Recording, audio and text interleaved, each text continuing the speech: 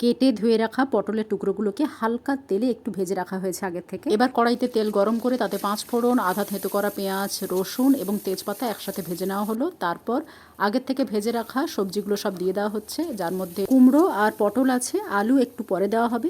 আদা দেওয়া হচ্ছে। তারপর আলুগুলো যেগুলো আগে থেকে কেটে রাখা হয়েছিল ধুয়ে, সেগুলো দিয়ে দেওয়া হলো। এবার স্বাদ মতো নুন, হলুদ আর লঙ্কা গুঁড়ো দিয়ে প্রায় 5 মিনিট মতো হালকা আঁচে ভালোভাবে কষিয়ে নিতে হবে। মশলা যাতে পুড়ে না যায় সেজন্য সামান্য জল দেওয়া হয়েছে। একে একে সব মশলা সবজির সাথে মিশে গেলে আরও 3 মিনিট হালকা আঁচে এভাবে নাড়াচাড়া করার পর জল দিয়ে ঢাকনা দিয়ে প্রায় 10 মিনিট মতো ফুটিয়ে নিতে হবে। এরপর পটল, কুমড়ো, আলু সব সেদ্ধ হয়ে গেলে জিরে বাটা আর তার সাথে গরম মশলা বাটা একসাথে দিয়ে দেওয়া হলো। যদি গোটা জিরে বা গোটা গরম মশলা বাড়িতে এনে ভেজে বাড়িতেই গুঁড়ো করে রাখো তাহলে তরকারি নামানোর আগে একটু দিতে পারো। হয়ে গেল পটল, আলু, কুমড়োর হালকা স্বাদের তরকারি।